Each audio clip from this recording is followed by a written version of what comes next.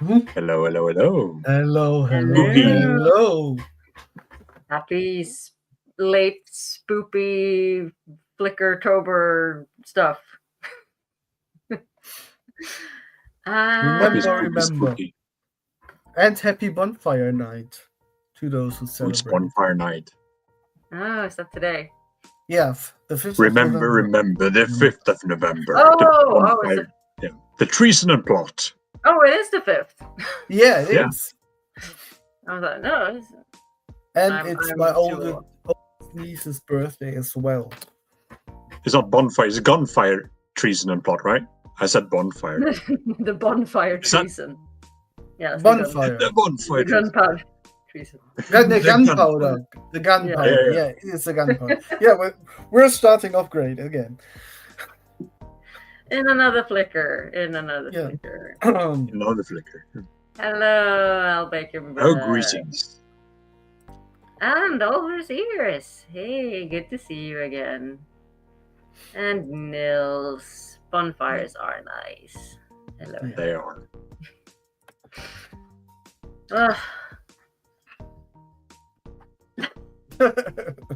My little cat skull.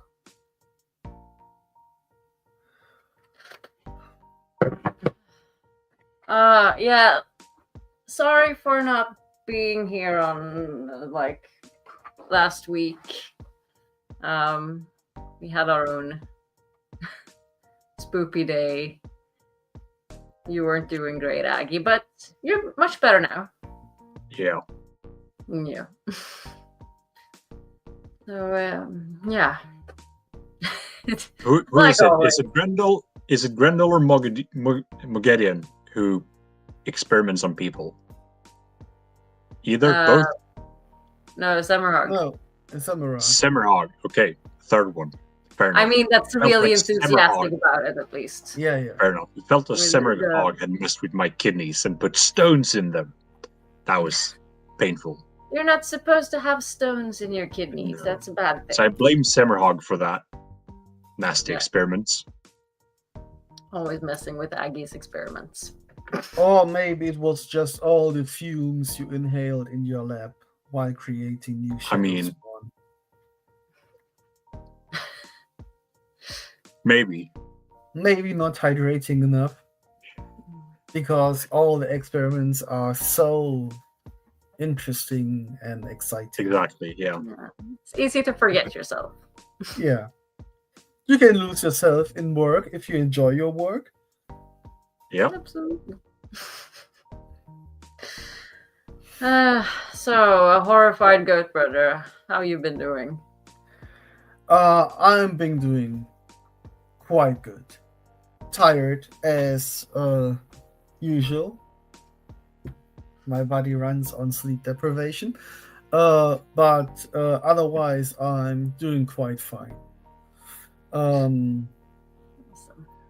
Had a nice Halloween evening celebrating one of my best mates' 50th birthday. Oh, nice. Nice. Was that where you the backpack with the Flickerverse? Yeah, that's from the oldest one in the group, who is 45. 54. The oldest. What? Numbers. How do they work? The oldest, my oldest mate is 54, and then now we had the second oldest birthday. I'm the third one in the row, and then there's one a few months after me who's going to turn 50, and then we have a youngling who is 4 years younger than all of us. So, ooh, fresh meat. Yeah. It's so dark in my room now, I can't see what I'm typing. I have to I should have a little light over here. But it's it's Halloweeny, and you can't even tell, but that's a coyote skull that's lighting up the room. Bright light. You just need one power-driven and illuminated keyboard. I have that. Why isn't it glowing? Yeah, you could turn on the RGB. right? Yeah, why isn't it on? It's usually on. It's supposed to be on. No, fuck it. It's nothing's working. At this point. Good old Trollocs in the machinery. Absolutely. Okay, I know you go further. You have a work night tonight, so we'll jump straight into some stuff.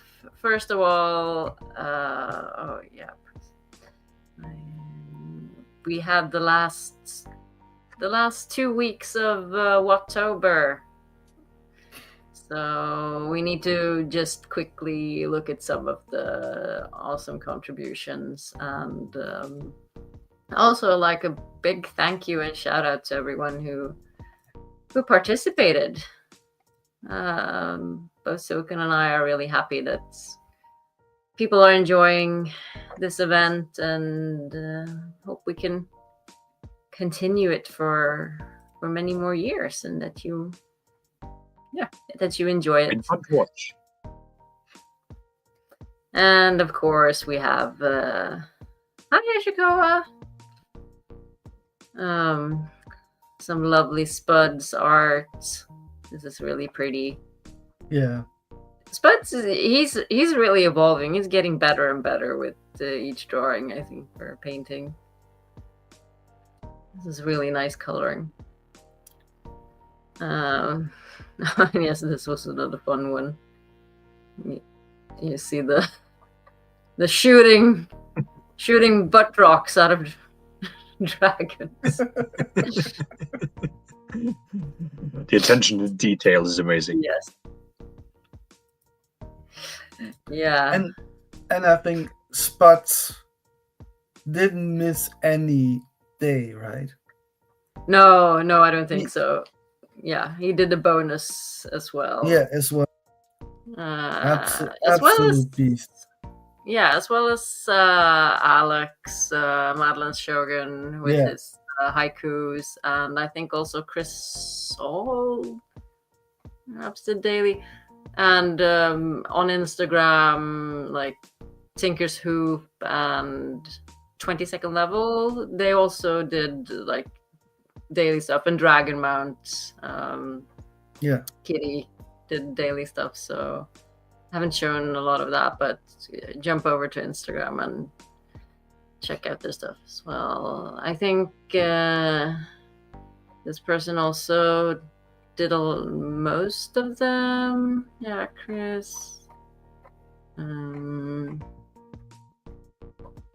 Thought it's were in order, right? This is also a great one. Yeah, I think Rob shared that as well and tagged Yosha, and that brought Spuds a Yosha like. Oh, nice. You deserve that. This is also a cute one. Oh, my cuties, yeah. No.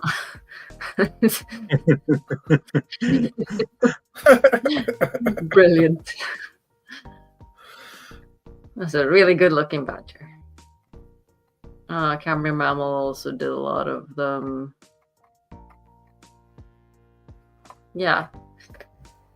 They've all been great. As I said, so happy to see everyone participating. I probably did even worse this year than last year, but October has been a month that I'm not gonna miss. Yeah. Like, good riddance. Half of November will probably also be like just a big mess, but I'm seeing some sort of light at the end of some kind of tunnel.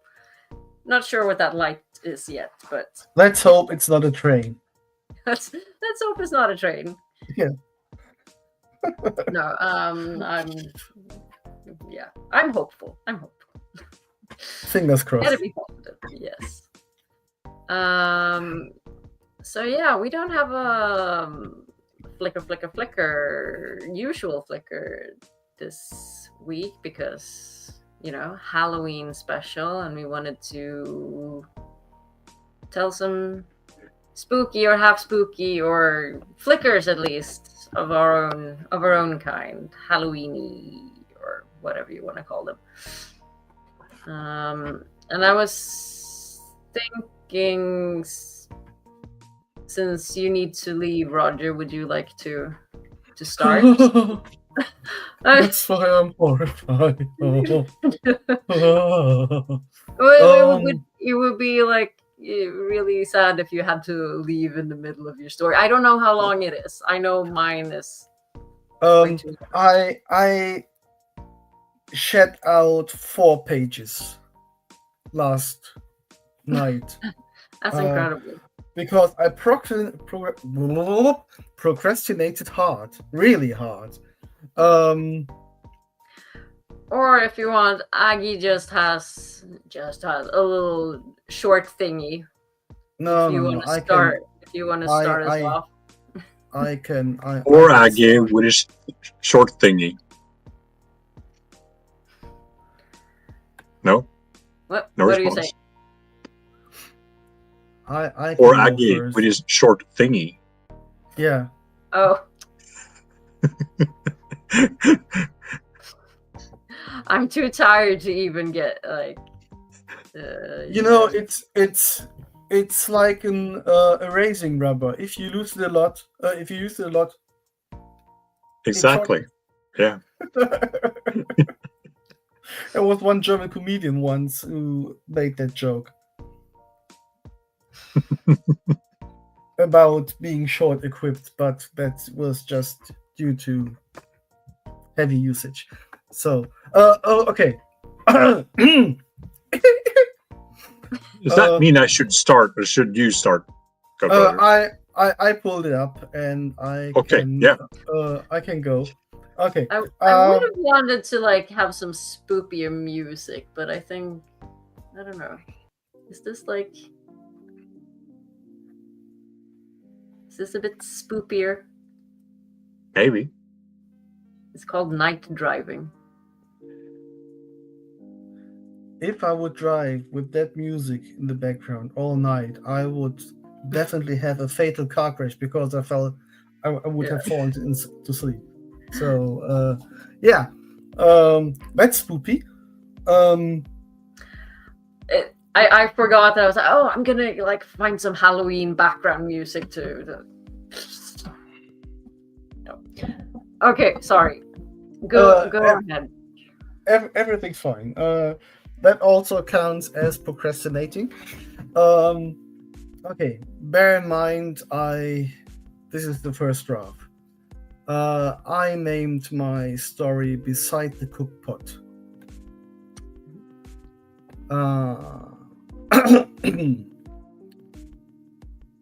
Adewin Corel Torindrell's mind slowly drifted towards consciousness again. His vision blurry and tinted red. He tried to get back on his feet again, but his balance was still off. There was noise and clattering around him. It sounded like he was hearing it through a thick fabric. His shaking hand wiped his eyes. There was now fresh blood covering the stains of dirt and bruises.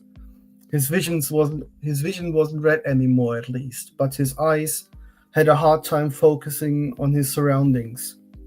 Why was his head thumping like a war drum?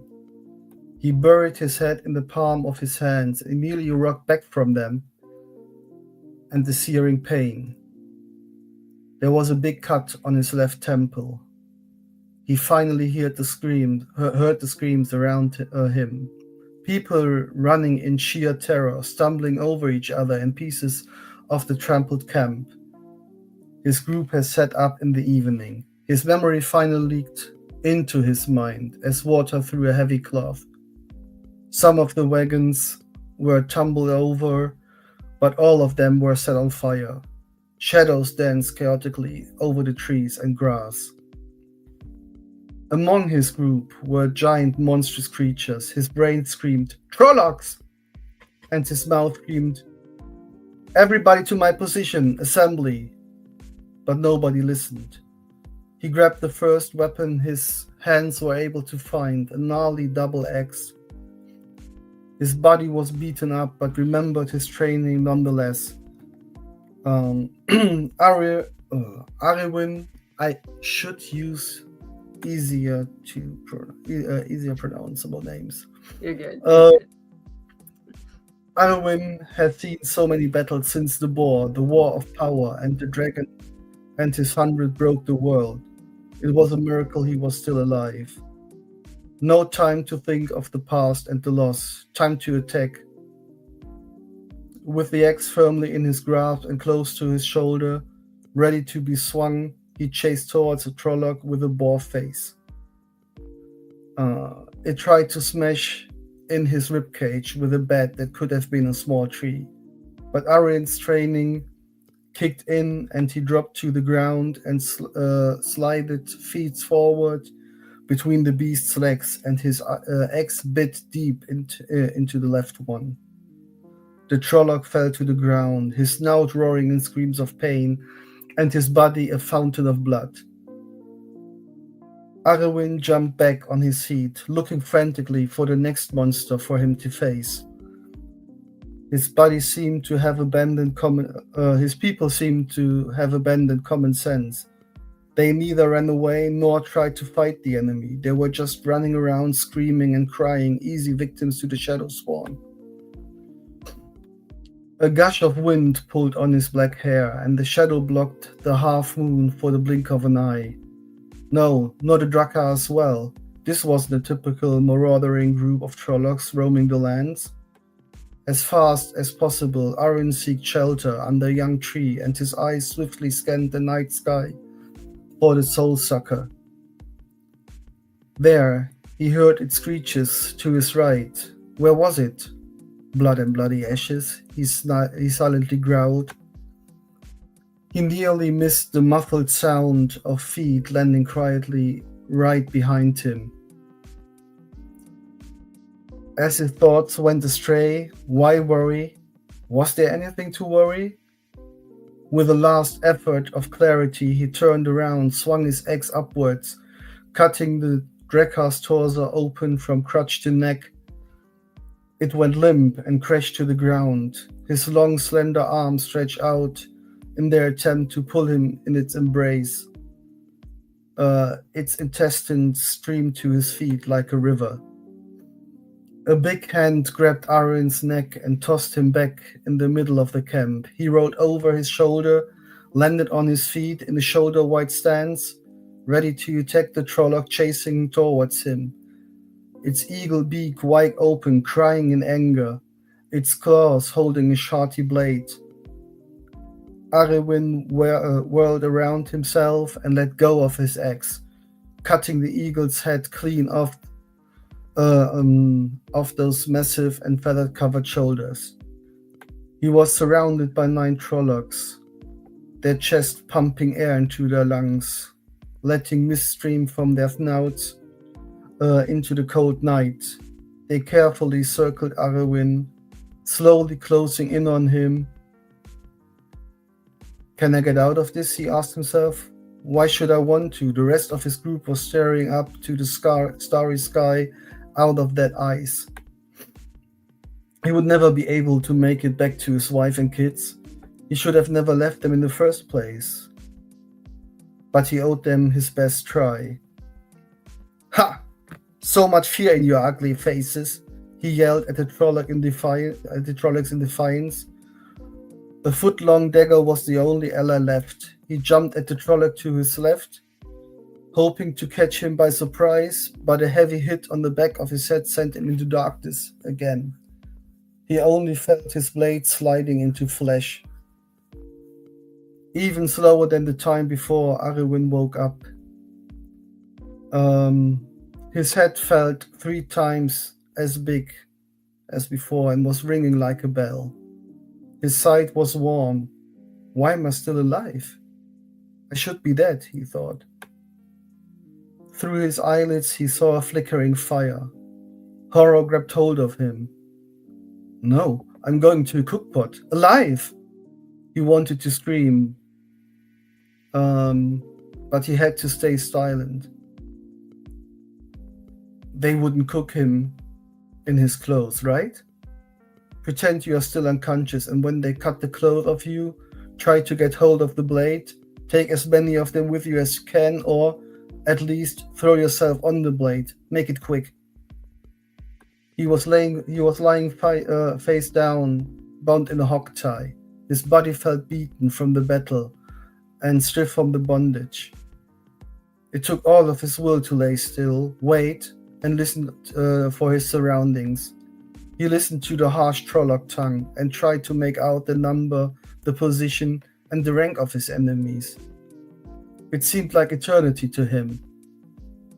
Now and then it seemed like he could understand a word that was said. But this must be due to the hits of it on his head. It must be his disorientation playing tricks on his mind. Suddenly he felt a big tiredness washing over his body and mind, and he slipped out of the world again. As Aaron woke up, still next to the fire and cookpot, why could he understand what the Trollocs were saying, and why wasn't he dead already? A deep male voice said, "We can't do this anymore. It is getting too dangerous. We are running out of teas. We gotta decide how we deal with this. We can try to find the herbs we need. They weren't uncommon ones," said another voice, a young man's voice. Where had the Trollocs gone? Did these people save him? Why was he still in a hog tie? It is only a few days' journey now. We have come so far. We can't stop now. We can try to stretch the rest we got, said a female voice pleadingly. No, the first man shouted. You see what that got us. But we are nearly there. They said at the foot of Dragon Mount, they are building a city for the Aes Sedai. They can help. Enough. We did what we could. I know you love him, and he got us through the breaking. But now the madness gets hold of him. He killed half of our party in his rage. He killed my son, Blood and Bloody Ashes. We should have killed him as soon you knocked him unconscious. Memory and clarity hit Aryan like a tidal wave. He was a channeler. They were his family and friends who tried the impossible and bring him healing. They have drugged him with cheese to cut him off of Sidene and leave him in slumber. He has, in his madness, mistaken his loved one for the Shadow Spawn and killed them. He wasn't worth to be safe. He was a monster, far worth as any Shadow Spawn. He felt Sidene at the tip of his fingers. The teas had stopped doing their work. He reached for the one power. I'm sorry, my love. This is what I deserve, he thought. He opened a hole underneath himself. His body dropped on a skidding platform. Strains of fire cut through the ropes that bound him, and he threw himself into the void. The screaming and crying face of his wife was the last thing he saw. As he closed the way gate, and her scream, "No!" was ringing in his ears, as he would fall forever. Aww. That was amazing. Done. Well done. Wow. Much applause. Ooh, plot twists. Yes. That was a nice moment of clarity. Yes, That was good. I agree with Nils's face. Hi, Jen. I mean, for a first draft, that was amazing. Yeah, and that's you wrote a completely original story. Yeah. Well done. Yes, great job. Thanks.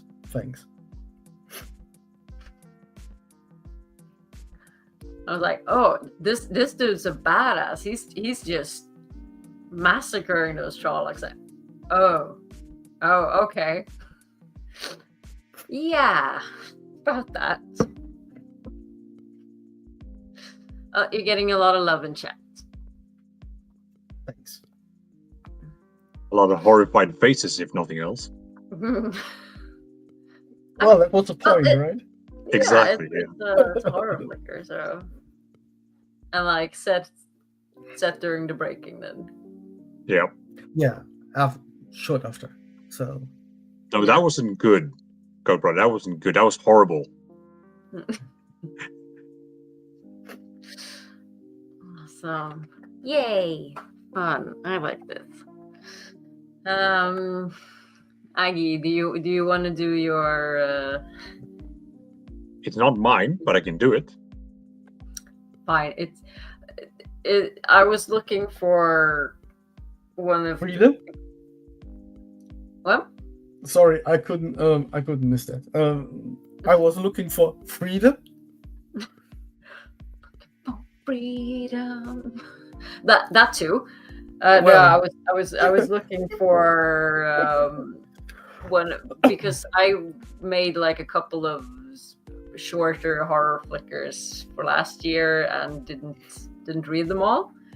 Couldn't find them, but I found an old draft for the very first WoT Idol because so it's like original text because I thought that was the thing that you should write some original lyrics and then oh no, okay, you're supposed to do parodies of something that already exists.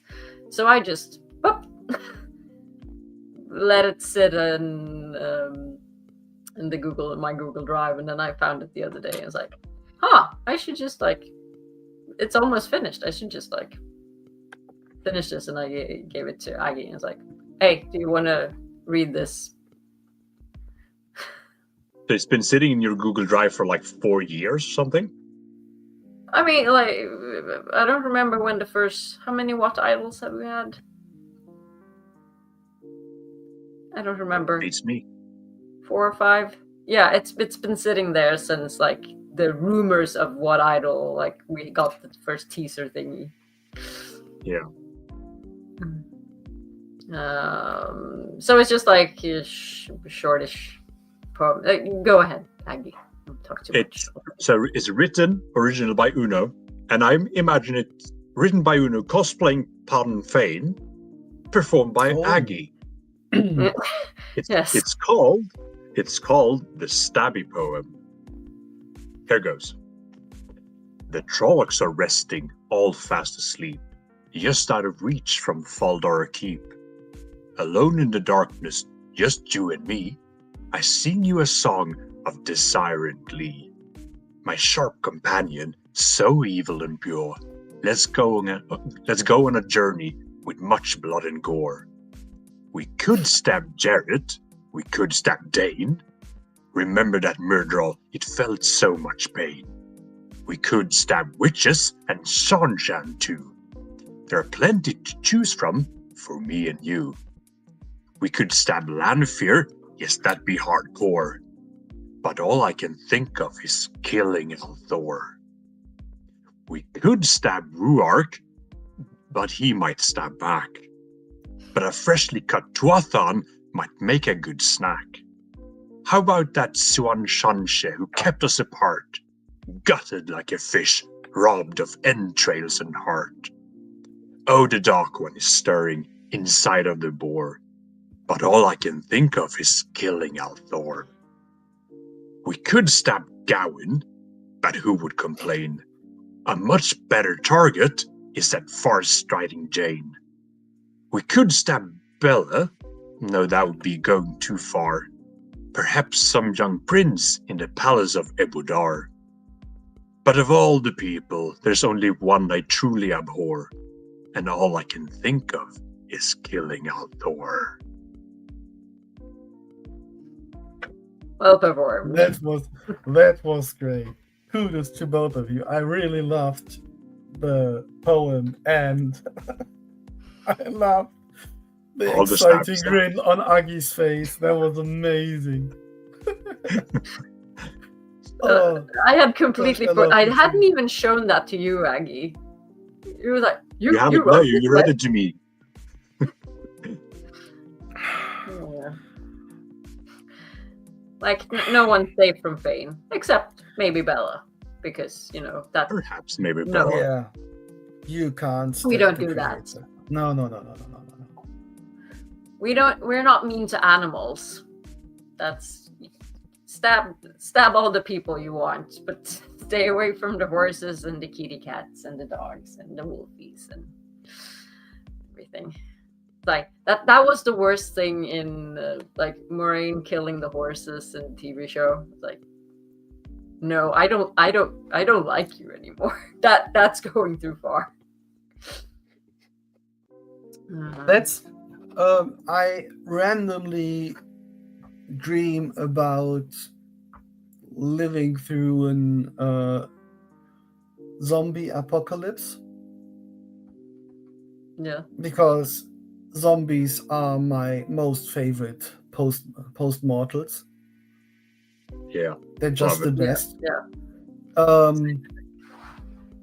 And the worst thing I have to do each time in this dream is to kill my dogs because they draw attention to us. No. That's the nightmare of the story. Not facing the apocalypse. It's the zombies. dogs. It's to protect the rest, kill the dogs. That's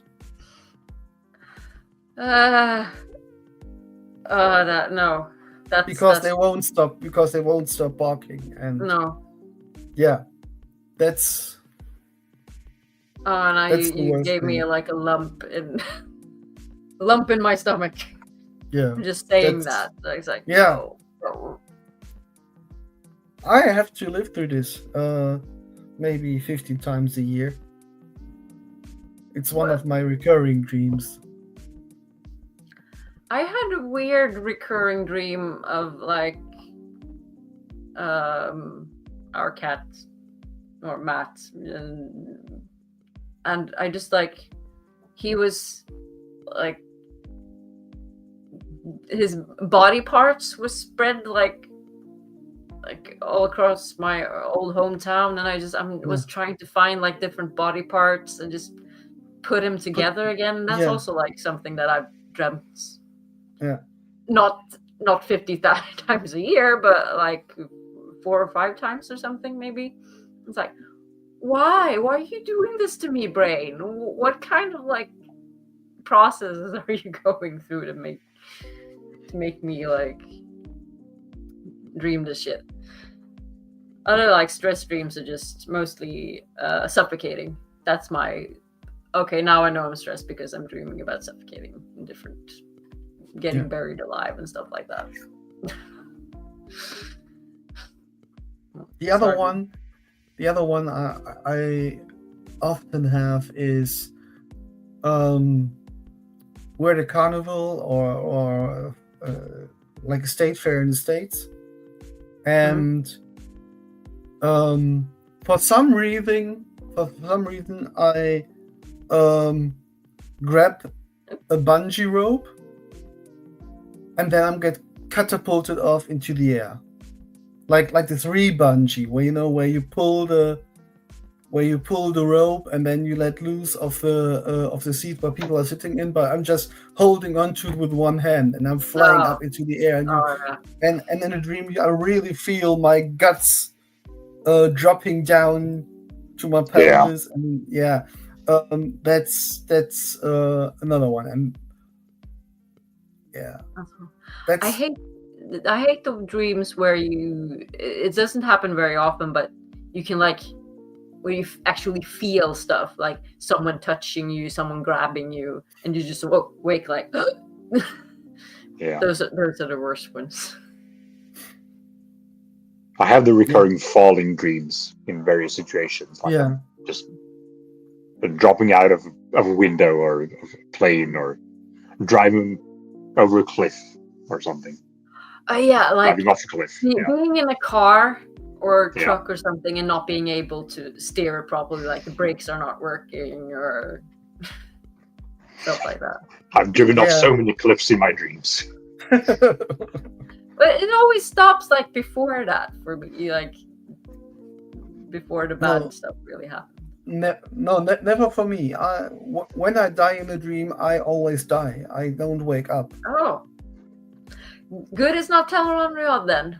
Yeah. Prove you're not actually or the Matrix. Yes. I always wake up mid-fall. I think my most common dream, if we're gonna, it's me being like someone chasing me, catching me. I'm trying to fight, but my punches are just so weak. Like, no, I know I can fight, and I just go like, huh, and like they're just can't hurt me. It's like, I can't fight, but no, I'm so weak. Okay. But you are most weak. You're the mighty Uno. I am the mighty Uno. Would you like to hear an Uno story? Yes. Let's hear an Uno story. Just switch screens so I can read this a little easier. Put you on the small screen. So I didn't write a completely brand new story like GoPro, but I took inspiration from Dovey last year, and I reworked my favorite chapter, What Might Be, Uno's Flicker. Because who hasn't been wondering what Uno saw when he touched the portal stone? So yeah, it's almost the entire chapter, so you'll just have to bear with me for a while. Okay. What might be? The party moved through the steading. The grey stone column stood upright near a beech tree almost 100 feet tall and 4 paces thick. Uno and the other Shinarans, still on horseback, spread out in a loose circle around the stone and those afoot. The portal stone itself was weathered, but the symbols covering it were still clear enough to make out. We stood it upright, Elder Alar said, when we found it many years ago, but we did not move it. It seemed to resist being moved. She went right up to it and laid a big hand on the stone. I have always thought of it as a symbol of what has been lost, what has been forgotten. In the age of legends, it could be studied and somewhat understood. To us, it is only stone. More than that, I hope. Vern's voice grew brisker. Eldest, I thank you for your help. Forgive us for our lack of ceremony in leaving you, but the wheel waits for no woman. At least we will no longer disturb the peace of your steading. We called the stonemasons back from Kyrian, Alar said, but we still hear what happens in the world outside.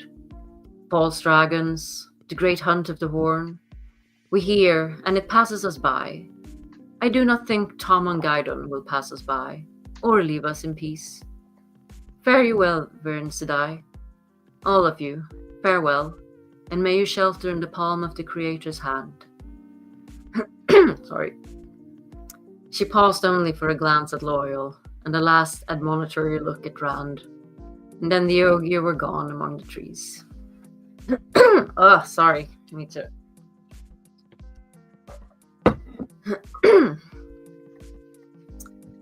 There was a creaking of saddles as Uno and the other soldiers shifted. Ingtar looked around the circle they made. Is this necessary, Varen Sedai? Even if it can be done, we do not even know if the Dark Friends really have taken the horn to Toman Head. I still believe I can make it, but honest, if we cannot be sure, Varen said mildly, cutting him off, then Toman Head is as good a place as any to look. Then Toman Head is as good a place to look as any other. More than once I have heard you say that you would ride to Shirel Ghoul if need be to recover the horn. Do you hold back now, at this? She gestured to the stone under the smooth-barked tree. Ingtar's back stiffened. I hold back at nothing. Take us to Toman Head, or take us to Shirel Ghoul. If the horn of Valir lies at the end, I will follow you. That is well, Ingtar. Now, Rand, you have been transported by Portal Stone more recently than I. Come. She motioned to Rand, and he led his horse over to her at the stone. Rand and Varen stood by the flaming portal stone for a while, talking softly. Rand looked bloody nervous about something. Uno still hadn't figured out the bloody kid's deal.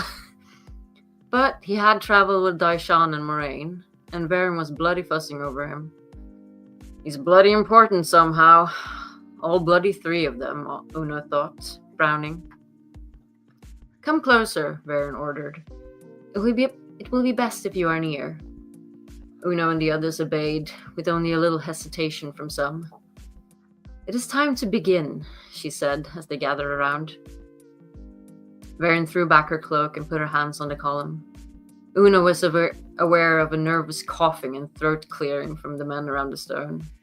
He cursed as he saw Messina hanging up and shouted, "Get close, you bloody sack of Trolloc dung!" Matt made a weak joke, and he heard a loud gulp from Loyal. The symbol on the portal stone formed itself, an arrow piercing a circle. The symbol shimmered, flickered. Something's happening, Varen said. Something. The world flickered. Hold! Lord Agelmar yelled as another wave of Trollocs washed over the Shinaran soldiers.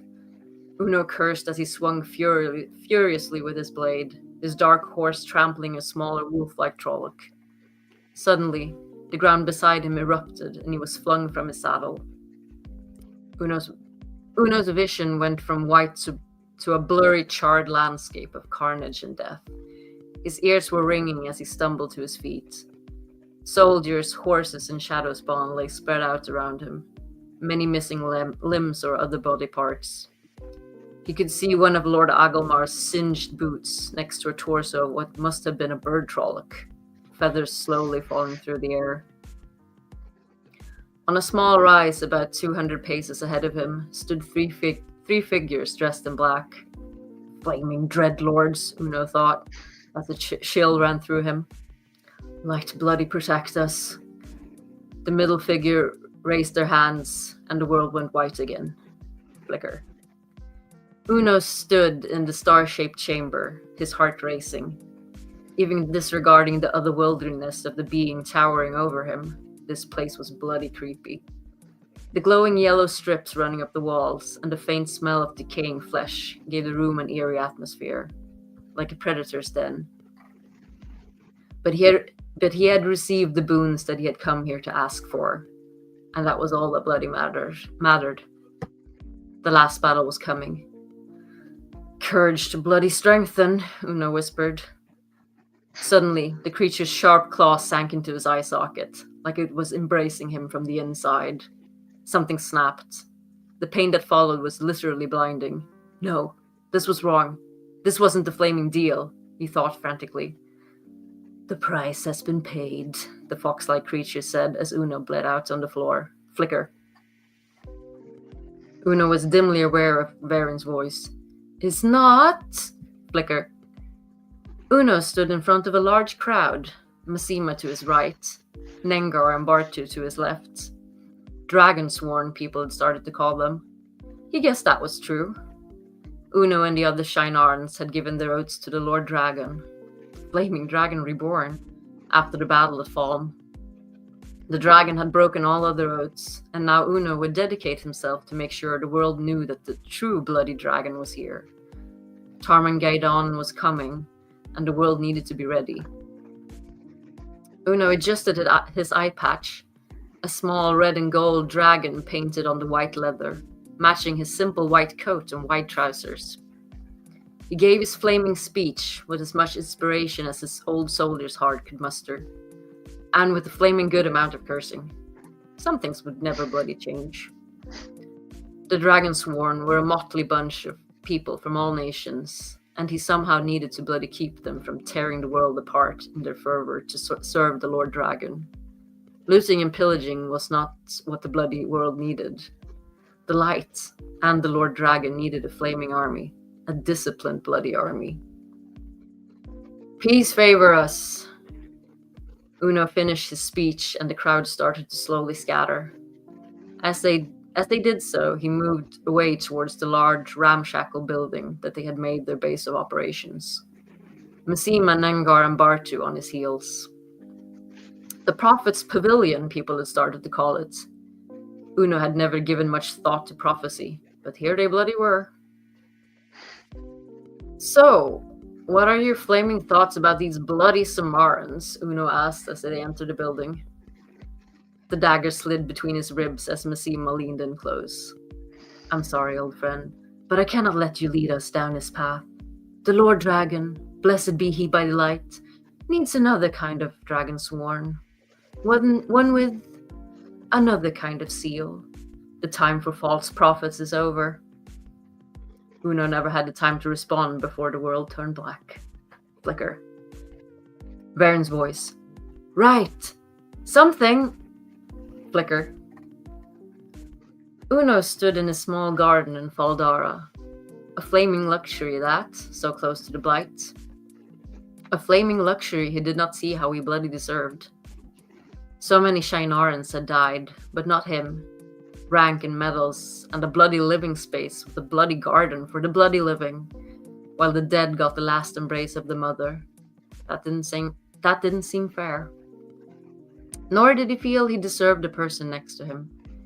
He and Ragan had been married for almost 2 years at this point, though most of that time had been spent on one flaming battlefield or another, trying to keep the blight and those goat-kissing shadow spawn from overrunning the lands to the south. What are you bloody brooding about this time? Ragan said with a small sigh. I'm not bloody brooding. This is just my flaming face, Uno responded. Ragan traced a long angry scar running down Uno's cheek with his fingertips, grinning, and Uno put his hand on his. Come on, Ingtar's waiting. He said it was bloody important, Uno said. As evening fell over Faldara, Uno and Ragan made their way to the keep, torches lighting the cobbled streets. They found Ingtar together with Shangu and Nidao in the gathering hall of the soldiers' quarters. The large room felt empty, with only the 5 of them there. So, what's so bloody important, Ingtar? Uno muttered. The bloody shadow is on our flaming doorstep, and Lord Agelmar needs us all to be bloody ready for what might just be the biggest bloody battle Faldar has seen in generations. I heard Daishan is back with his flaming eyes to die and a bunch of kids, and Uno! Ingtar interjected. The shadow being on our doorstep is exactly why we are here. We cannot win this battle, old friend. Uno started to speak, but Ingtar continued. Agelmar will sacrifice us all for the light. But what if there was another way? What if, instead of dying in the light, what if... He hesitated, then continued in a low voice. What if we found life in the shadow? Uno felt Ragan stir beside him as a Fade suddenly stepped out from a dark corner, joining the 3 other Shinarans. No, not Shinarans. Bloody dark friends. No, blood and bloody ashes. No, Uno cursed. I had to. This is the only way to keep Faldara safe. To keep Shinar, everyone we love, safe. Ingtar said between gritted teeth, sadness and anger in his eyes. Please understand. You can still join us. Uno cursed and drew his short sword, taking a step towards Ingtar and the others. Something flashed and he was suddenly shoved to the side, falling as a crossbow bolt grazed his face.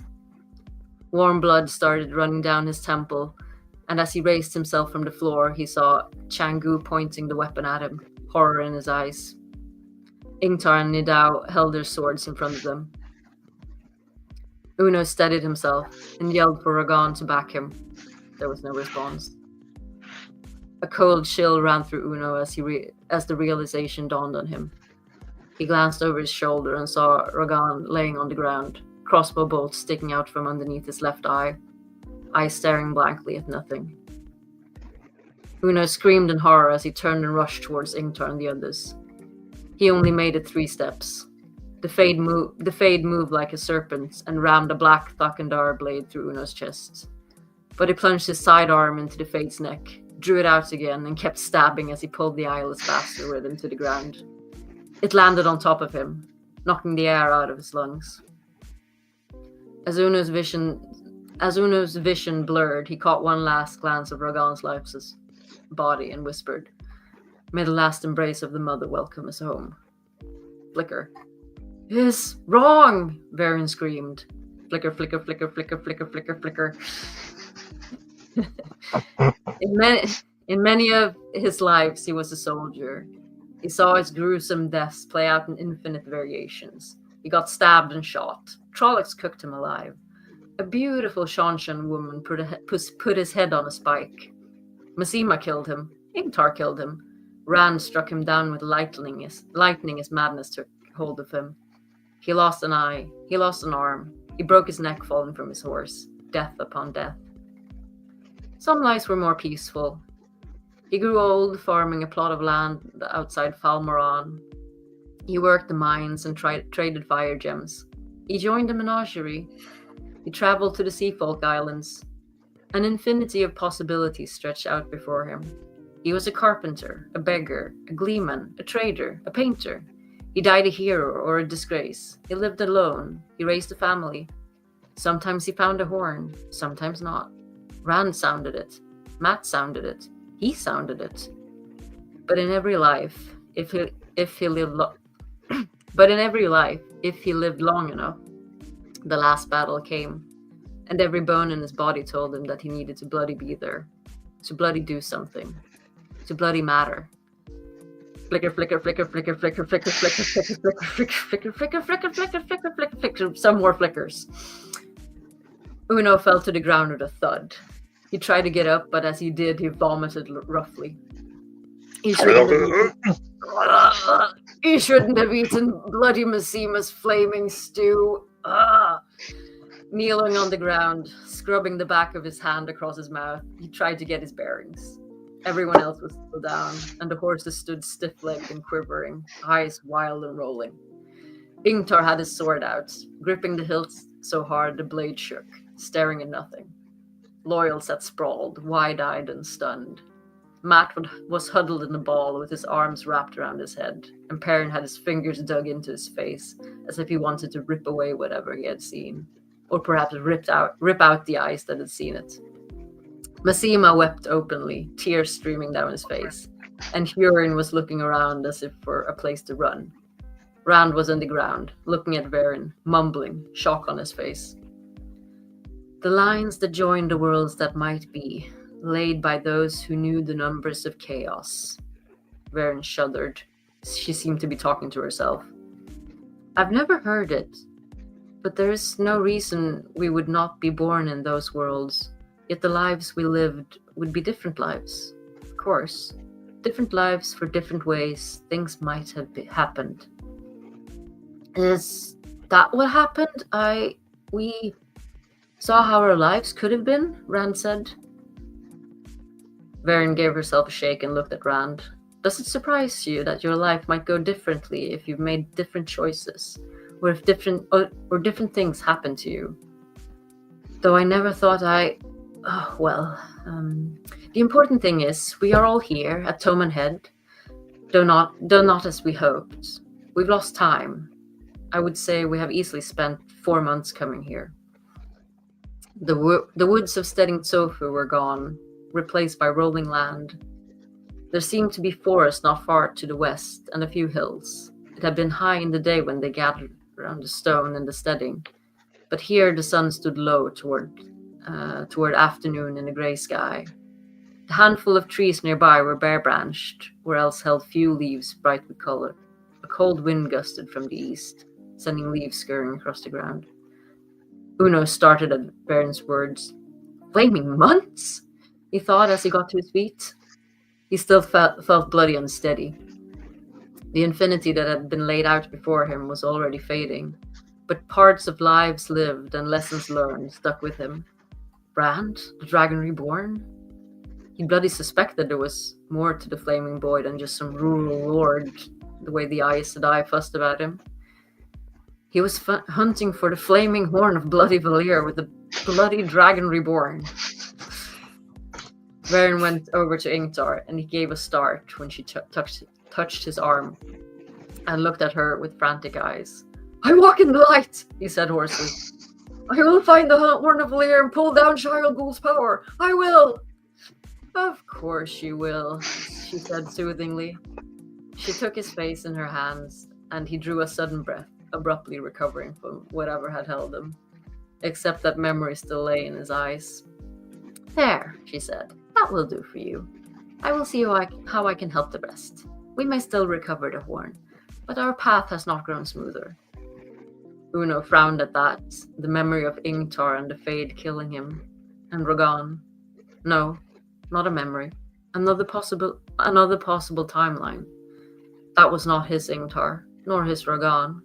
Masima eventually stabbing him was the most bloody likely scenario of the flaming lot of it. Uno moved to check on the rest of the Shinarans and the horses, as Varen said. The largest towns on Toman Head are all west of here. Everyone was on their feet again, except for Rand and his two flaming friends. She came and put her hands on Matt as she spoke. Not that there are many villages large enough to call towns. If you are to find any traces of the Dark Friends, to the west is the place to begin, and I think we should not waste the daylight sitting here. They mounted immediately and rode west, leaving the portal stone behind. No one protested. Uno was bloody glad to be far away from that place, even if it might lead him closer to one of those grisly deaths. May the last embrace of the mother welcome me home. Eventually, he muttered. The end. That was awesome. So good. Thank you. Yay. Now do Varen.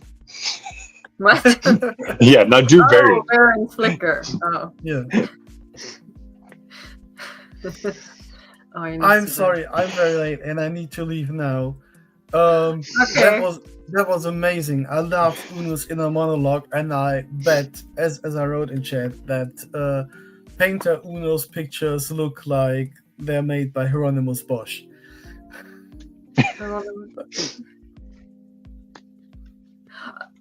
I need to Google that. Very dark, very chaotic, very evil. The idiots are just scared. It's like, can't get the fucking trees right. Definitely not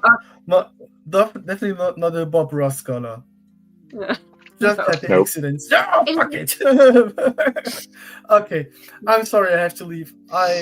We'll see you next week. Yeah. See ya. Bye. Bye. Have a great evening. Thanks for watching, everyone, and thanks for contributing in chat. Bye. Love you. Bye. Love you. Okay, I need to look at chat because I was busy. Busy. I need shout out. Gleeman Uno. I mean, it's a flicker. It's a flicker. We do want to see Varen's flickers. I really want to know what made her go, oh, I never thought oh. But I never. And yes, this is canon now. Because I say so. It was hard to distinguish which part were from the book and what you had read. I mean, it's been too long.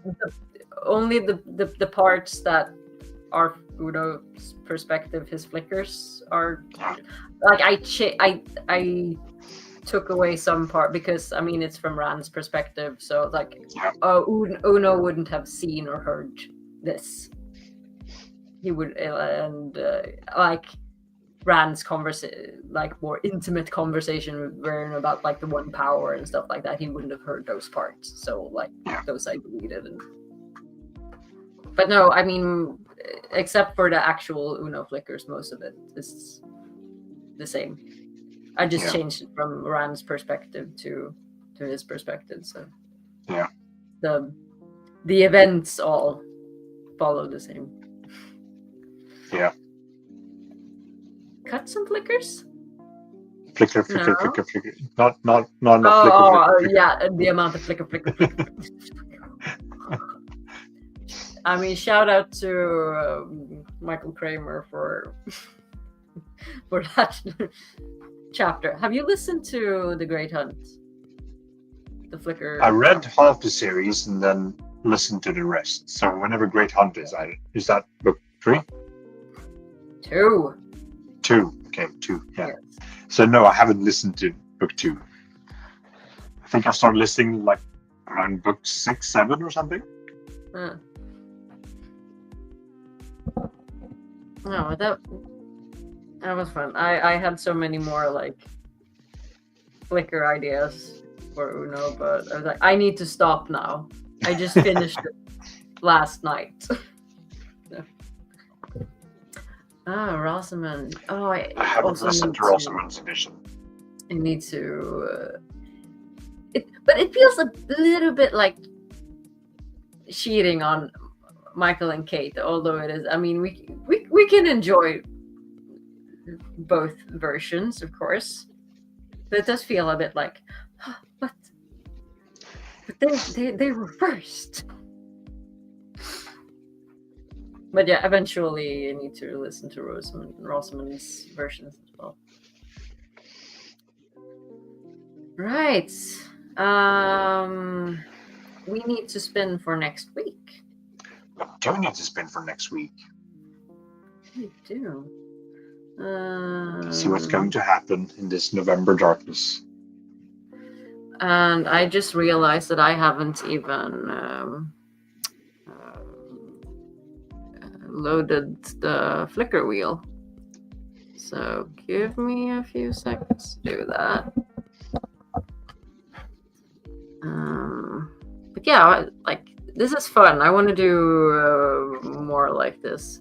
We also need to come up with something special for WoT a Holiday that's coming up in a month. Right. Yep.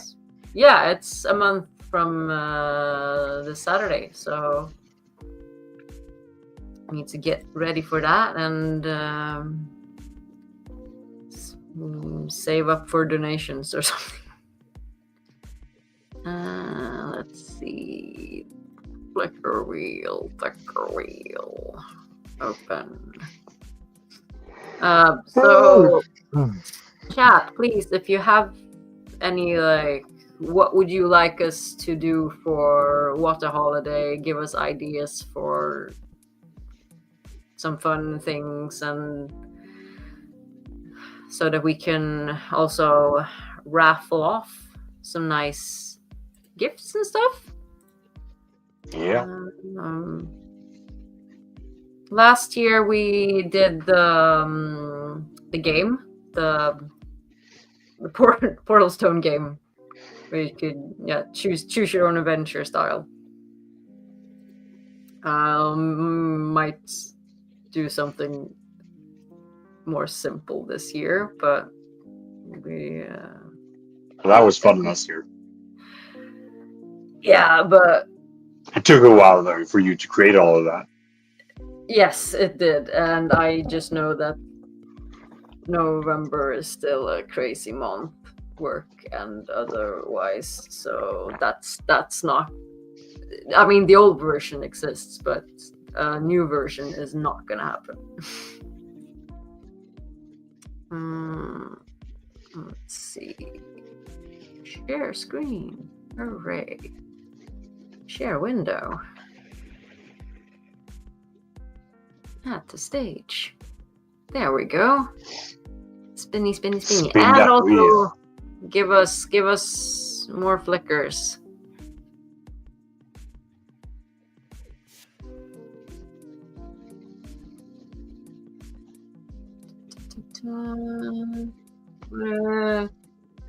What if we're in the second age now? Who will become the Forsaken? This can be a fun one. Yeah. I feel like I'll already have some ideas. Yeah. Let's keep those ideas for next week. Absolutely. I think some people might have the same ideas. Okay, so and also give us suggestions in the Discord and the episode chat or something. Like who in this world would you see turning into Forsaken? And who would like open up the bore? Who would drill? Drill, baby, drill.